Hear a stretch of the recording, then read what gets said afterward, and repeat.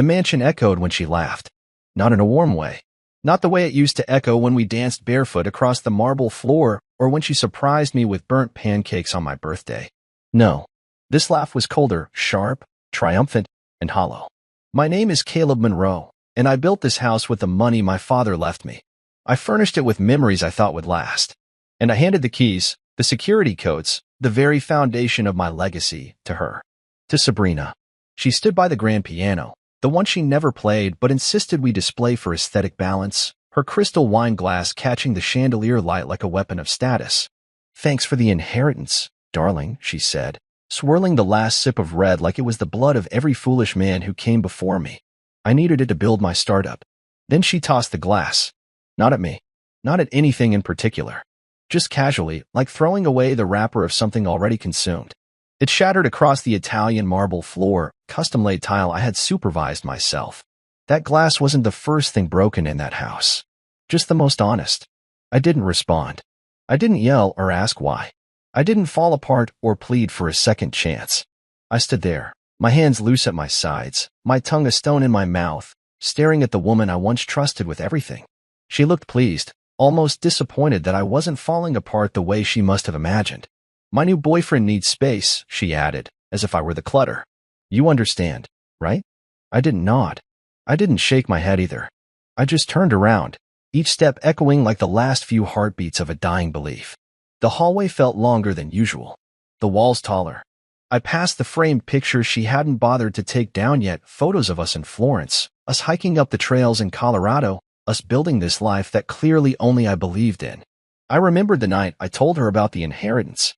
I had taken her to that quiet vineyard she loved, ordered that ridiculously expensive Malbec she'd once said tasted like velvet and thunder, and handed her the news like it was a proposal.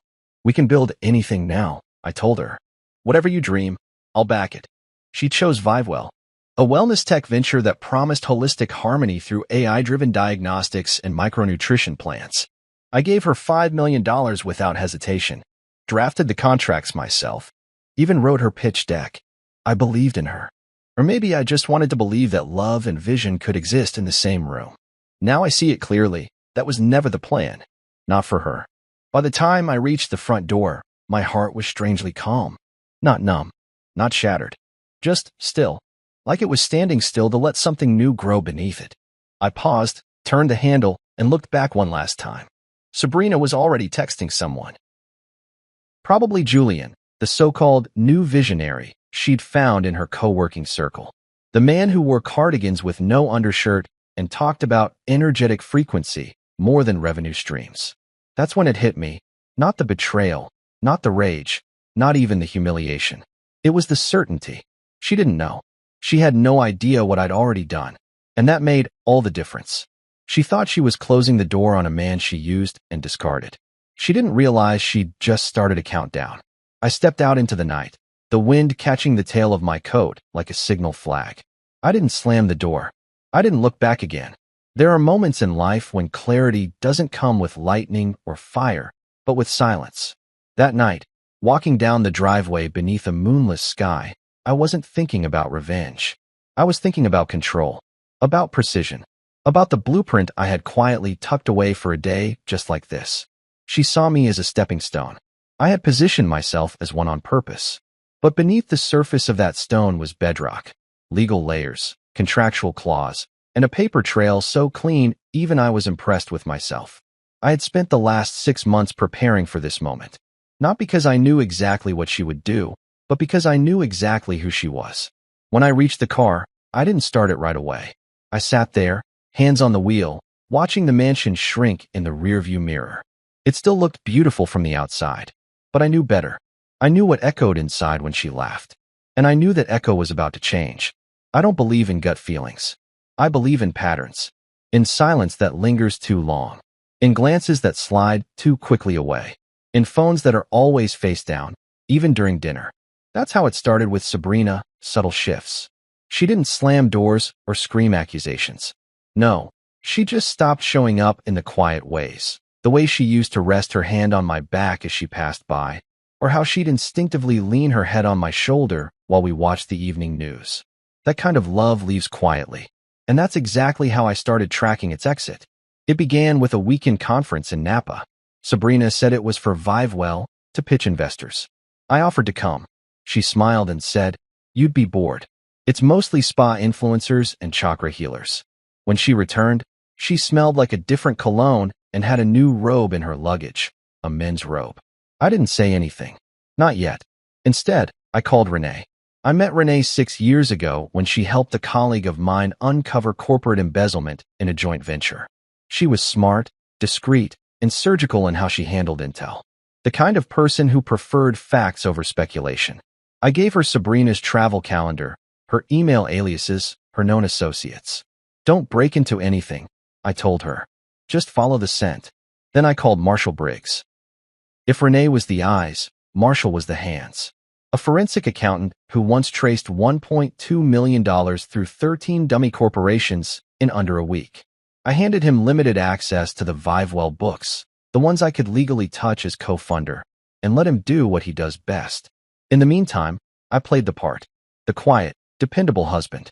I smiled at her Instagram stories, tapped the occasional heart on her business launch teasers. I hosted investor dinners and watched her beam under chandeliers, her arm laced in mine like nothing was wrong. And maybe nothing was wrong in her mind, because she thought I was still blind. But every night, after the dishes were rinsed and the fireplace dimmed, I sat in my study, downloaded reports, matched timestamps, compiled receipts. By week 4, I had enough to know Vivewell's money was leaking, slowly, strategically, into untraceable pipelines that ended in accounts registered to an Enlightenment Future LLC, a holding company in Julian Rhodes' name. Julian, the boyfriend, the visionary wellness guru who gave talks about fasting and crypto.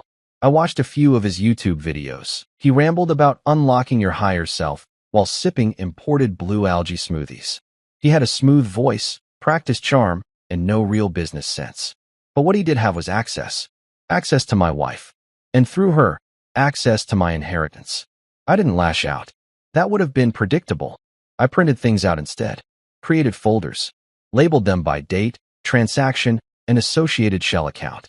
I even highlighted the deposits timed right after our board meetings. Renee sent me photos, Julian and Sabrina at a private villa in Tulum, walking barefoot across white sand. A time-stamped receipt from the airport lounge.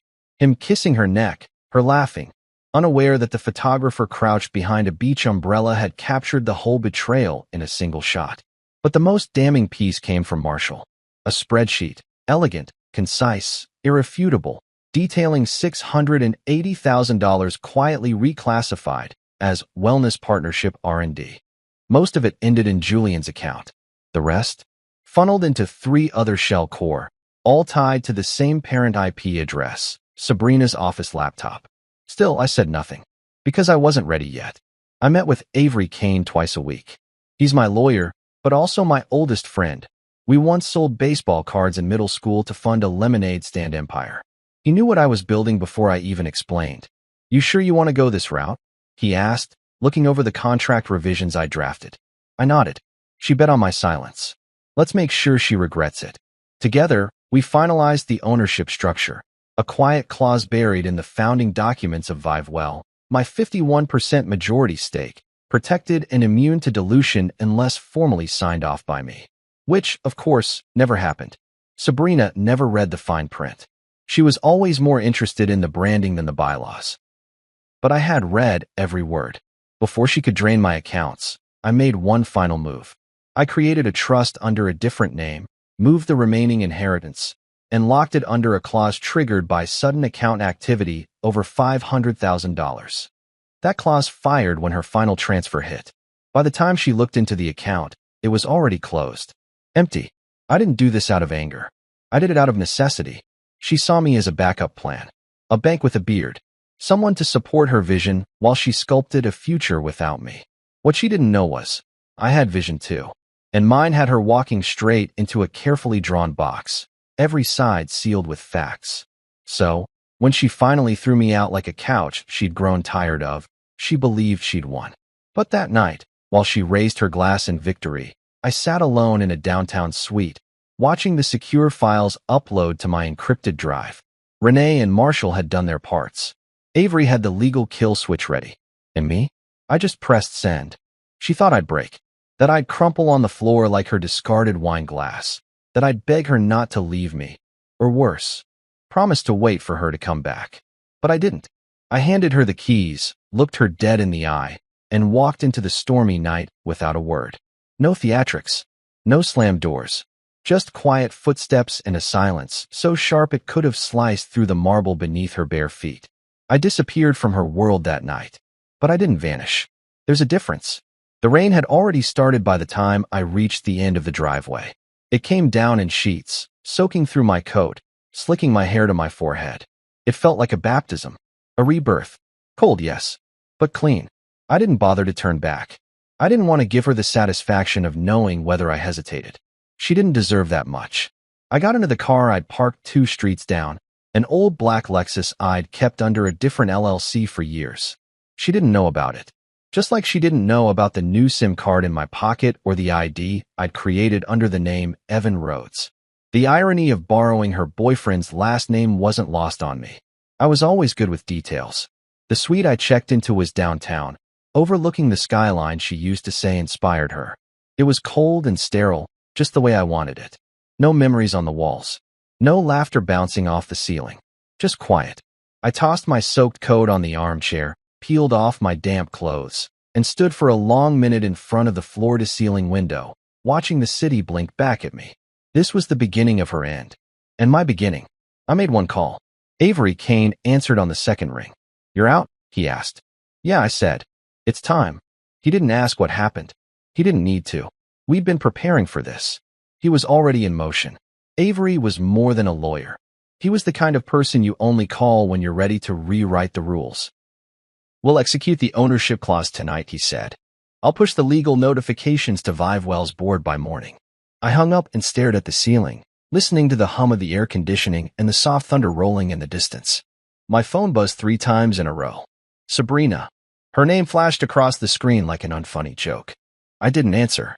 She probably thought I was sulking, that I'd be back in a week with apologies and flowers, maybe even an offer to help her and Julian scale Vivewell further. That's what she expected. What she was counting on. She had no idea I still owned the company. When she first asked me to fund her startup, she never read the full contract. She skimmed the headlines, smiled, and signed where Avery told her to. In her mind, it was a gesture of love, something I'd done to help her become more than a wife. But in reality, it was business. I funded it through Monroe Strategies, my holding firm, not from our joint account. And with Avery's help, I'd built in an ownership clause that protected me. A quiet 51%. The majority. She could pitch, posture, even parade her team in front of cameras, but the company still legally belonged to me. She thought I was gone, that I'd bowed out. But I hadn't left the game. I was simply letting her play herself into a corner. Over the next few days, I watched from the shadows. Sabrina flooded social media with photos of her and Julian, sitting on panels, laughing over lattes, smiling next to a whiteboard covered in buzzwords. The future of intuitive wellness, one headline read. Meet the couple redefining healing. I laughed, not out of bitterness, out of disbelief. She really thought I was the fool in this story, that I'd poured my inheritance into her hands like water and didn't think to protect the well it came from. Every press release, every staged snapshot, every quote she gave to Forbes only tightened the net around her. She had no clue the house she was decorating with betrayal had a foundation I still controlled. Vivewell's IPO was 2 weeks away. They had no idea the silent owner was still alive and watching, waiting. Sabrina and Julian thought they had won. Perfect story, perfect launch, perfect illusion. But illusions are delicate things. And I'd spent months setting up the storm that would shatter hers. I spent that night reviewing documents, scrubbing emails, and triple-checking the timeline with Avery. Every transfer she made, every shady dollar sent to Julian's shell companies, every misuse of investor funds, it was all accounted for. Sabrina didn't know it yet, but the empire she thought she'd stolen had a trapdoor. And I was holding the lever. So yes, I disappeared. I let her believe she'd beaten me. But she never understood who I was. I wasn't just the man behind her fortune. I was the architect. And very soon, I would be the demolition crew, too. 2 weeks passed. 2 quiet, calculated weeks. Long enough for Sabrina and Julian to bask in their delusions, short enough for them not to see the storm coming. The Vivewell IPO pitch day was here. A sleek, curated event at the heart of the city's innovation district. Glass walls, champagne flutes, bright lights that made liars look like visionaries. The whole place smelled like polished ambition. Everyone was dressed to impress: reporters, analysts, private equity reps, and Sabrina standing at the head of the room like she'd already won. I stood outside for a full minute before walking in. No entourage, no announcement, just me. Tailored suit, freshly shaved, a leather briefcase in my hand. I could feel the temperature drop as I entered. Conversation stalled. Forks froze midair. Sabrina's voice, mid-sentence, faltered as her eyes landed on me. "You're not supposed to be here," she whispered, almost too low for anyone to hear. Almost. I stepped closer, calm and unbothered. "Actually, I am," I said. "Check the ownership agreement. Page 6. Clause 21. Julian narrowed his eyes at me, unsure whether to smile or sneer. He chose neither. His fingers fidgeted with the lapel of his blazer. Sabrina's face was a pale mask of disbelief, painted confidence cracking at the edges. She didn't move, didn't blink. Because she couldn't. Not after reading the expression on my face.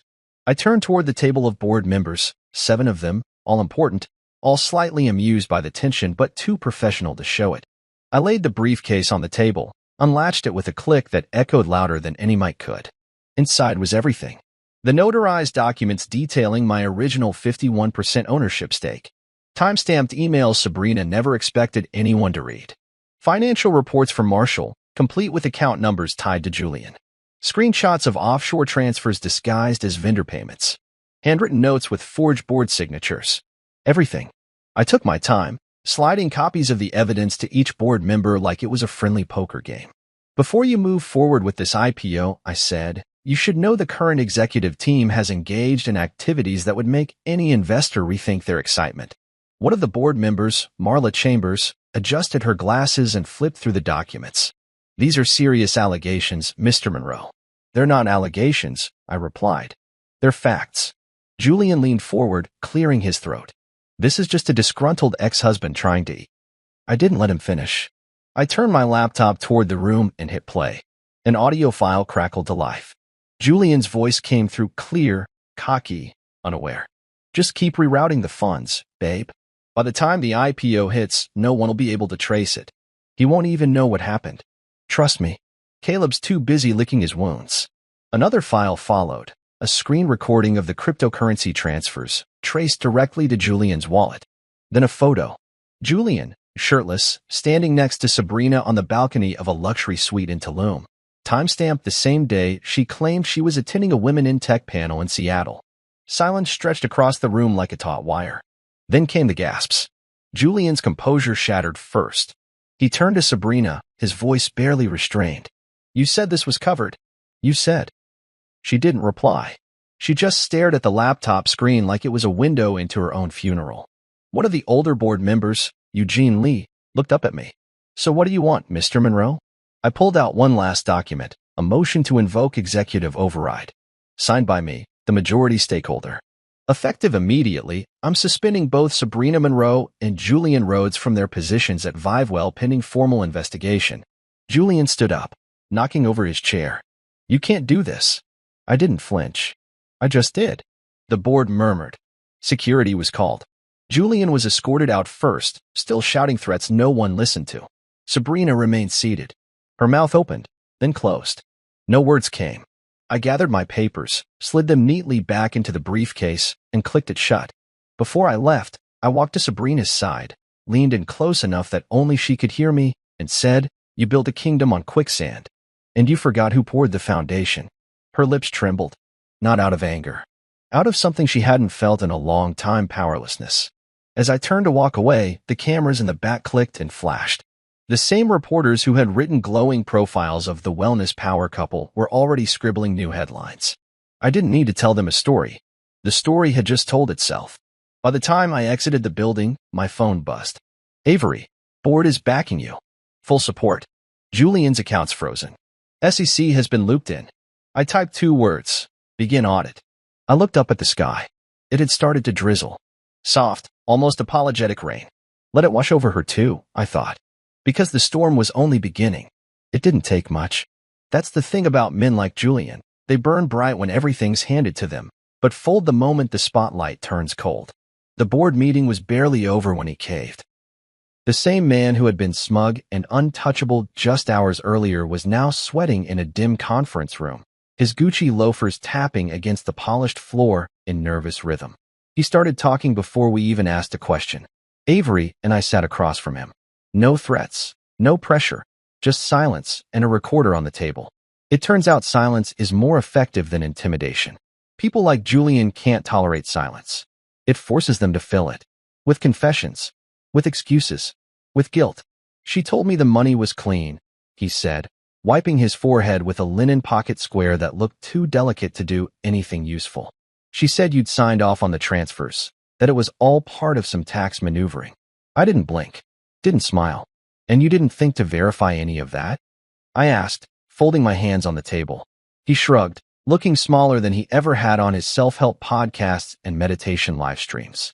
I trusted her, he said, and I almost laughed. Trust. That fragile currency they used to rob me blind. She said it was a bonus for helping her scale the brand. 4. Emotional labor. Avery raised an eyebrow. Emotional labor? Julian nodded, more defensive now. Yeah, man. I helped her rebrand. I brought in half her influencer network. I boosted her confidence. Then why did you need to hide it in offshore accounts? I asked. His eyes dropped to the table. That was all we needed. By the end of the hour, we had enough to draft a full deposition. He turned over emails, voice notes, even internal planning docs where Sabrina outlined how to move money from research grants into Julian's consulting firm. The trail wasn't just hot, it was molten. We wouldn't need months of legal wrangling. We had receipts. We had motive. We had Julian. That night, my phone buzzed as I was pouring myself a drink in the suite I now called home. Sabrina. Again. The first call I let ring. The second I stared at. The third I answered, curiosity edging out apathy. Her voice was soft, frayed. Caleb, can we talk? I let the silence sit there a moment. You mean in between federal audit meetings? Or before your fraud charges drop? She sighed. Please don't do this over the phone. I'm not doing anything, I said, swirling the bourbon in my glass. You did this. I just brought a flashlight. There was a pause. I could hear her breathing, trying to stitch herself back together. I know I messed up, but we were nothing. I cut in. Not for a long time. You just didn't notice because you were too busy rehearsing press statements. Her voice cracked. I didn't think you'd actually fight back. That made me pause. Not because I was surprised, but because it was the most honest thing she'd said in years. She'd miscalculated, thinking I'd always be the silent investor, the loyal dog waiting by the door for scraps of affection. She forgot that silence isn't weakness. Sometimes it's strategy. You should talk to Julian, I said coldly. I hear he's got a lot to say. Wait, what? She stammered. I didn't respond. Just let that silence hang between us like a guillotine. Then I ended the call. By the next morning, Sabrina's access to Vivewell's internal systems had been fully revoked. Her login credentials disabled. Her office, glass-walled and once filled with designer orchids, was now dark. Pending review, sign hung outside. I sent Tanya Bishop, our newly appointed interim CEO, a message. You're in charge now. Start clean. Tanya replied instantly, already drafting policy updates and team shifts. Thank you for trusting me. That's what trust was supposed to feel like. Later that afternoon, word spread fast. Julian had turned state's witness, offering full cooperation in exchange for reduced charges. Sabrina's world, once perfectly arranged in curated Instagram squares and lifestyle magazine features, began to unravel. She tried to post a statement, something vague about restructuring and visionary transitions, but the comments flooded in too fast. People weren't buying it anymore. And that's when the press called me. They wanted the exclusive. The story behind the ousting. The investor twist. The betrayal, the recovery, the drama. But I didn't give them everything. I didn't need to. I said one line, and it was enough. Vivewell was built on values. Somewhere along the way, those values were replaced by vanity. We're just restoring what was lost. That quote made every major outlet. Julian tried to reach me once after that. Probably to beg for another deal, maybe even to apologize. I never called him back. That chapter was closed. Sabrina? She stayed silent. For once. But I knew it wasn't over for her. Not yet. She wasn't built for obscurity, and this fall from grace would rot her from the inside. She would lash out, try to reclaim relevance. Try to spin this. But she was playing checkers. I was already writing the rulebook for chess. It started with a headline, short, sharp, and just the right amount of scandalous. Founder ousted and husband stunning takeover. I was sipping black coffee in the corner of a quiet cafe downtown, tucked behind a digital paper like an old man avoiding the noise. But the noise found me. The story had legs and teeth. By noon, there were at least a dozen versions across every major outlet. They ran with it. All of it. One article broke it down like a screenplay. When Caleb Monroe transferred $5 million into his wife's wellness startup, Vivewell, he believed he was investing in a shared dream. What he didn't know was that dream came with betrayal, a secret boyfriend, and a trail of embezzled funds. What his wife didn't know. Caleb had a plan of his own, and it just went live. They quoted me, even though I never sat for an interview. Just one sentence from the investor memo I sent after invoking my executive override. We're returning the company to its core values. Transparency, wellness, and accountability. It was enough. By the time I returned to the Vivewell headquarters that afternoon, the office atmosphere had shifted. There was a buzz in the air, not tension, but something sharper. Energy, movement, hope. The same employees who used to glance away when I passed now looked me straight in the eye. A few even nodded. One, a junior engineer named David, walked up and said, "Thanks for not letting it crash. We were scared. But now, it feels different. Better." That meant more to me than any headline. In the executive lounge, Tanya Bishop was reviewing prototype specs. Sabrina had dismissed her once as too clinical, not visionary enough. But I'd read her pitches. She wasn't flashy. She was thorough, sharp. Her background was in public health tech, not wellness trends, and that's exactly what the company needed. "Tanya," I said as I stepped in, "from this moment on, you're not interim anymore. You're CEO. You've earned it." She looked up, stunned for only a second before she nodded, confident and calm. "Thank you, Caleb.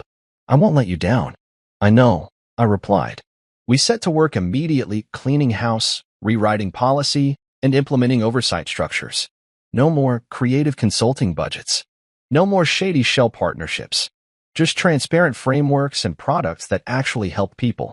We paused the IPO temporarily, notified stakeholders, and retained a new PR firm. The world needed to see the real Vivewell now, not the glossy illusion Sabrina built, but the solid system we were rebuilding from its bones. And yet, even in the middle of progress, her name kept popping up. She released a video that night. Carefully lit, faux casual, sitting on the edge of some nameless white sofa. She wore no makeup. Her voice was soft, regretful. "I made mistakes," she said. "In love, in leadership. But I've always believed in Vivewell. And I hope it continues to thrive, even without me." It was a performance. The comments were split. Some sympathetic, others brutal. But one thing was clear, she wasn't in control anymore. The narrative had shifted, and she was reacting, not directing. Julian, meanwhile, had vanished. Rumor had it he tried to book a one-way ticket to Portugal before the feds froze his accounts. I didn't care where he went, so long as he stayed gone. We had bigger things to focus on: new wellness kits for post-operative care, partnerships with underserved clinics, tech that could actually change lives. I sat with Tanya, and the product team late into the night that week, reviewing updates on our biometric feedback loop. This wasn't about revenge anymore. It was about proving what could be done when ego was stripped from the mission. Still, the media storm raged on. From backup plan to boss, Caleb Monroe's quiet strike. $5 in Betrayal becomes corporate thriller. How husband outsmarted Silicon Valley's wellness queen. Some of the headlines made me laugh. Others made me pause. Because I never wanted to be the face of anything. Not like that. I had always preferred working in the background, strategizing, building. But when Sabrina made me her pawn, I had no choice but to play the game. And now, I was rewriting the rules. At the next board meeting, I formally introduced Tanya's promotion, unveiled the 6-month restructuring roadmap, and showed the updated investor confidence metrics. We'd lost a few early funders who were emotionally tied to Sabrina's image. But we gained new ones, serious ones, real players. After the meeting, as everyone filtered out, I stayed behind, looking out the glass wall that faced the city. Sabrina used to stand right there during sunset, holding a glass of wine and talking about manifesting growth. I preferred data. I preferred movement. She built an empire on aesthetics. I was here to build something that would outlast every flashbulb. So yes, The press found the story. But the real story? It had only just begun. I wasn't surprised when she came. I knew it was only a matter of time. Sabrina always had a flair for dramatic timing and showing up unannounced. Without her heels, without her entourage, without her carefully constructed mask, was the only card she had left to play. It was just after 7 p.m. I was still in the office, combing through projections with Tanya, when Daniel from security buzzed in. "There's a woman downstairs. Says she doesn't have an appointment, but she's insisting." "Name?" I asked, though I already knew. "Sabrina Monroe." Tanya gave me a cautious glance. I held her gaze for a moment, then nodded. "Send her up." When the elevator doors slid open, Sabrina stepped out slowly, as if afraid the ground beneath her would give way. She looked nothing like the woman from the launch events or the glossy magazine covers. No smoky eye makeup, no tailored dress, just a worn hoodie, leggings, and sneakers, clothes she probably hadn't worn in years. Her face was puffy, her eyes bloodshot, and her lips parted like she wanted to say something but couldn't find the script. I didn't offer a seat. I didn't offer a drink. I just stood there, behind my desk, hands tucked in my pockets, waiting. "I made a mistake," she said finally, her voice cracking around the words. "I made 1,000 mistakes." I said nothing. "We were a team, Caleb. I lost sight of that," she added, stepping forward slightly. I thought I had to be the face of it all. The brand. The vision. And I was supposed to be what? I asked, calm and direct. "Your wallet? Your silent partner? The guy in the shadows until you decided I'd outlived my usefulness?" Tears streamed down her cheeks. "No," she whispered. "You were everything. I didn't realize how much until it was gone. Until you threw it away." She nodded slowly, her hands trembling as she clasped them together. "Julian's gone. He's not returning my calls. His accounts are frozen. He's probably in hiding." Her voice faltered, and she looked away. "Everyone's pulling out. The investors, the brand partners, even some of my friends." I let her feel that silence. "This wasn't supposed to happen," she murmured. "We were supposed to build something real." "We did," I said flatly. "You just built your half on lies." She stepped closer again, carefully, like someone approaching a wounded animal. "Please, Caleb, can we talk? Just you and me. Not lawyers. Not boardrooms. Just us." I pulled open a drawer in my desk and took out the manila folder I'd been keeping for this moment. Thick with paperwork, it made a dull thud as I placed it between us. "What's this?" she asked, wiping her face. "Your legal liabilities," I said. "Everything you've signed. Everything you've shifted. Every document tying you to misuse of funds, breach of contract, and investor deception." She didn't touch it, just stared at it, as if touching it would make it more real. "You walked out on me, Sabrina," I said quietly. "You told me to get out, remember? That your new boyfriend needed space. That I was just a stepping stone." "I didn't mean it," she whispered. "But you meant it enough to say it."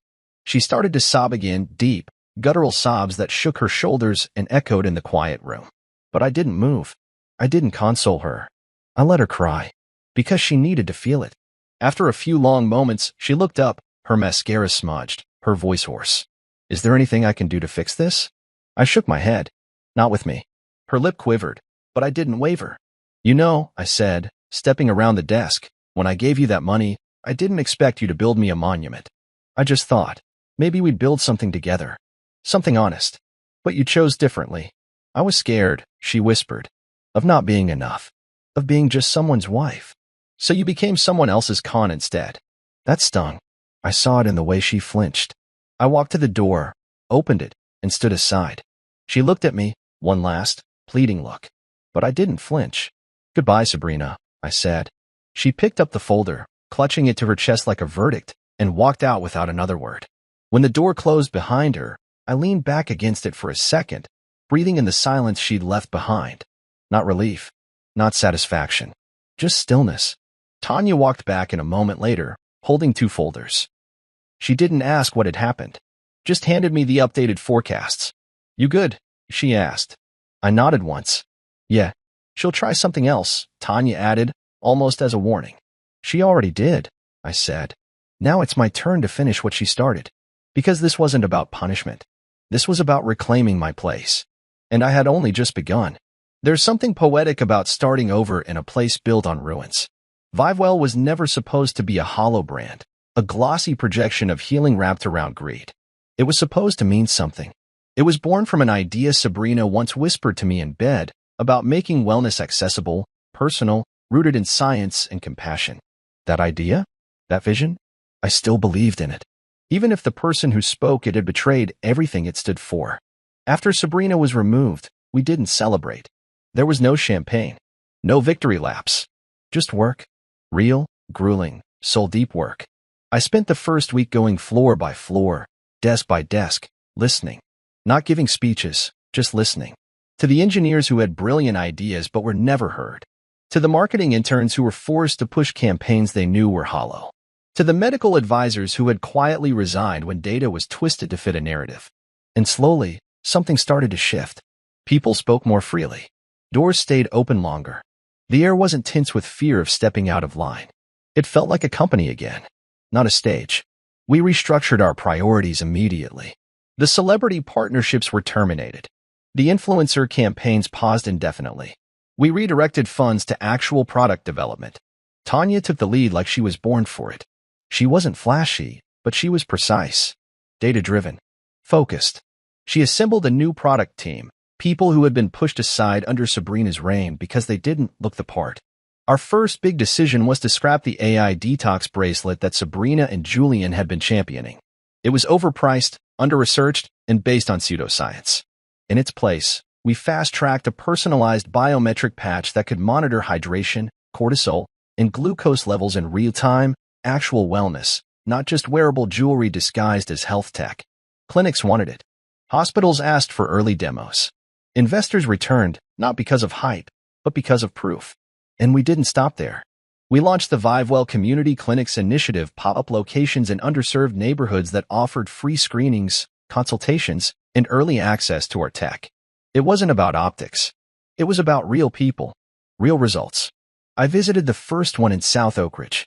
I watched an elderly woman cry as her daughter explained that for the first time in 5 years, they were getting proactive health support without red tape or medical bills they couldn't afford.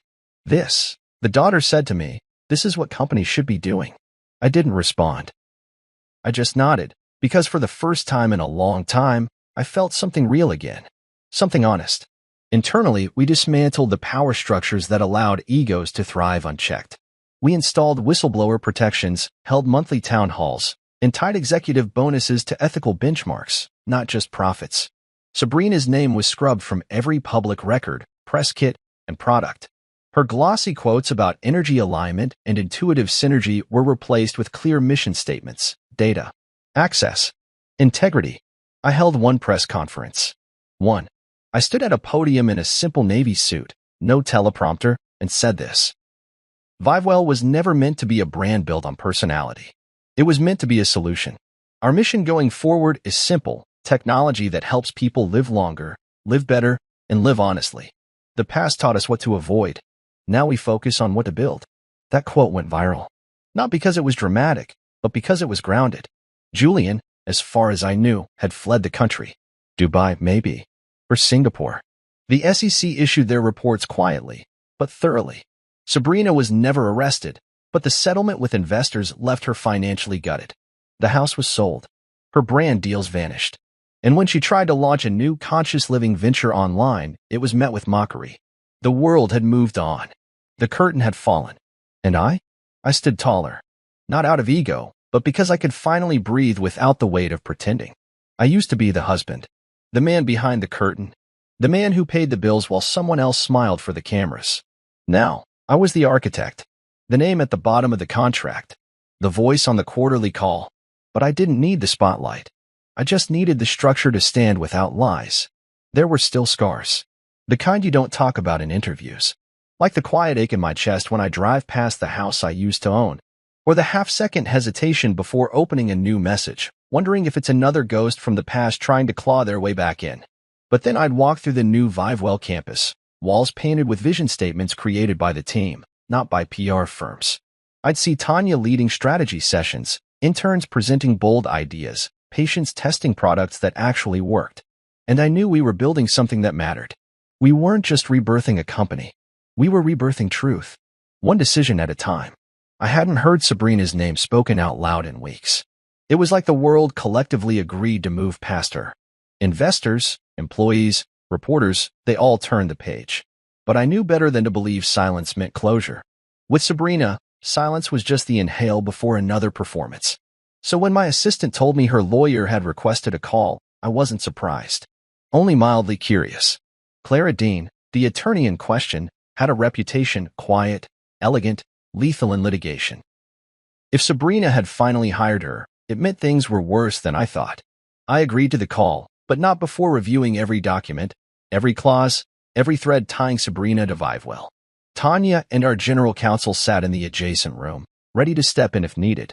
The call came through right on time. "Mr. Monroe," Clara said, her voice crisp and calm. "Thank you for making time." I leaned back in my chair. "Let's not pretend this is a social call."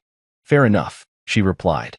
"I'm reaching out on behalf of Ms. Sabrina Monroe regarding potential settlement terms related to her ongoing exposure to civil action tied to Vivewell and its former executive practices." Translation, I said, "She's trying to avoid court." A pause. "She's hoping to resolve this quietly." I allowed myself a brief smile. Sabrina, the same woman who once laughed while throwing a crystal glass across our floor, now wanted quiet. Poetic. "What does she want?" I asked. "Freedom," Clara said. "No payout. No stake. Just closure. She's prepared to walk away from all remaining claims, both financial and reputational, if you'll sign off on a mutual non-disparagement and release of future litigation." "And why would I give her that?" I asked. "What's in it for me?" "She won't contest your leadership," Clara said. "She'll surrender all rights, formally and irrevocably. She'll walk away. No public interviews, no articles, no second-hand shots in the press. Just gone." That silence filled the room again. I tapped a pen against my desk. For weeks, I had envisioned every possible ending to this saga: courtroom battles, headlines, retribution. But in that moment, what I felt wasn't rage. It was clarity. Sabrina was finished. She didn't need a trial to lose. She already had. The public watched her vanish in real time. Her social accounts went quiet. The podcast offers dried up. Her name, once tied to innovation, had become synonymous with manipulation. She was radioactive. Even the people who once praised her for owning her story were now resharing articles about her fall like cautionary tales. I didn't need to ruin her further. She'd already done the heavy lifting. "Here's my offer," I said. "She walks. Completely. No stake. No compensation. No equity. No creative credit. She gets her name. That's it. Her name and her freedom. I keep the company. I keep the mission. I keep everything else." Clara didn't respond right away. "And if she ever breathes near Vivewell again," I continued, "if she so much as gives a quote to a blogger, this deal's void. Everything goes public. Every document. Every audio file. Every photo. Everything. More silence." "I'll deliver your terms," Clara said finally. The call ended, and I sat there staring out the window. The city skyline shimmered beneath the early evening light, that soft golden hue that made everything feel warmer than it was. Tanya walked in a minute later. "She's trying to settle," she asked. "She's not trying to." "She has to," I said. "We didn't celebrate. We just kept moving." The official paperwork came through the next day.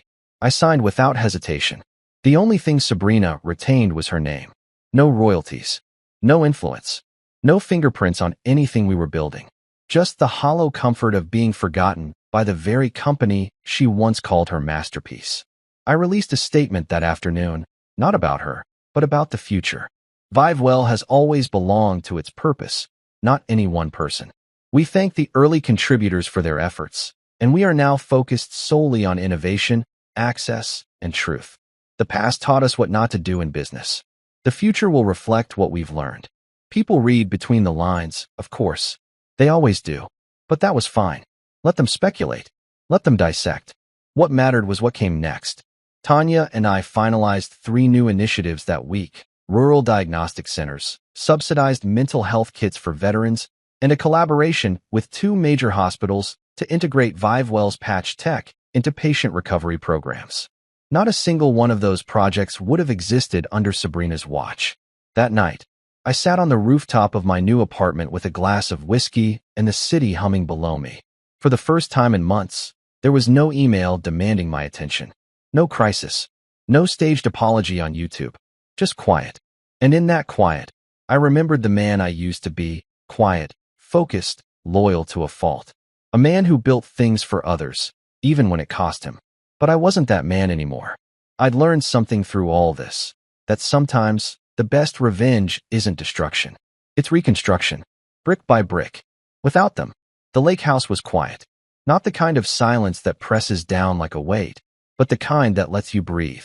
I bought it 3 weeks after the settlement was finalized. Tucked between evergreens with a wraparound porch and a view of still water that caught the sky just right in the morning. It was nothing like the mansion Sabrina and I once shared. That place was all marble and mirrors. This had soul. Wood beams that creaked like they were alive, floors that remembered footprints, a fireplace that crackled like it had something to say. It wasn't a retreat. It was a beginning. People kept asking if I'd finally rest, if I'd relax now that the storm was over. But what they didn't understand, what Sabrina never understood, is that I was never building for comfort. I was building for legacy. And you don't rest when you've just reclaimed the blueprint. Within the first month, I launched the Monroe Foundation, named after my father. It was always something I wanted to do, but I'd spent too many years pouring my energy into someone else's vision. The foundation focused on tech mentorships for underfunded schools, entrepreneurship grants for single parents, and seed funding for startups rooted in integrity and public impact. Not everyone could get $5 million dropped into their lap like Sabrina did. But maybe, just maybe, I could help give others a real shot. I spoke at 2 conferences in the first quarter. The second was in San Diego, Tech for Good. Standing on that stage, looking out at thousands of young innovators, I realized I wasn't nervous. Not even a flicker. I used to hate crowds. Used to let Sabrina take the mic while I stayed behind the scenes. Now, my voice didn't shake. Because I wasn't selling a fantasy. I was telling the truth. People could feel the difference. After my speech, a group of college founders swarmed me, wide-eyed, hungry, hopeful.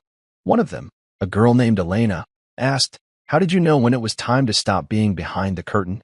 I smiled. When I realized the curtain was only there to keep me out. They didn't ask about Sabrina. Not directly. Occasionally, someone would reference that situation or what happened, but I never fed into it. That part of my story didn't need retelling. It had already served its purpose. Sabrina had tried to write me out of my own life. And yet, here I was, standing taller, clearer, louder than I ever had under her spotlight. Sometimes, though, her name surfaced in the background noise. Tech blogs would mention a new venture she was rumored to be starting. Wellness pop-ups. A podcast about growth and healing. But nothing stuck. Not really. The comments were brutal. People remembered. The internet doesn't forget betrayal dressed as branding. She reached out once more. A text. No context. Just, "I see you. I hope you're doing well." I didn't reply. Because I wasn't doing well. I was doing better. Much better. At Vivewell, Tanya had taken the reins with full control. She'd turned the company into a respected voice in medtech circles. She invited me to board meetings, not out of obligation, but because I'd earned my place. I sat beside people who actually valued what I brought, who asked my opinion and implemented it. The employees were thriving. The products were saving lives. The fake had been stripped out, and what remained was real. There was one moment I won't forget. We were hosting a live demo at a clinic we'd helped launch on the South Side, free walk-ins for veterans and low-income families. A little girl, maybe 8 or 9, held my hand as she showed me the wellness patch on her arm. Her father, an ex-Marine, had tears in his eyes as he whispered, "She hasn't been this healthy in years." That's when I knew. This wasn't about rebuilding what Sabrina tried to break. It was about building what she never could. Some nights, I'd sit on the dock outside the lake house, drink in hand, watching the moon ripple across the water. No noise. No press. Just me. And I'd think back to that night, the night she laughed, through her wine glass, and told me to get out. I almost smiled every time I remembered it. She thought she was ending me. She didn't know I'd already rewritten the story. The truth is, Sabrina's betrayal didn't break me. It built me. Because before she drained my accounts, I'd already drained her power. Before she threw me out, I'd already walked away in my mind. And before she laughed that cruel little laugh, I had already prepared the silence that would swallow her legacy whole. So when people ask me now, "Caleb, what's next?" I just smile. Because I'm just getting started.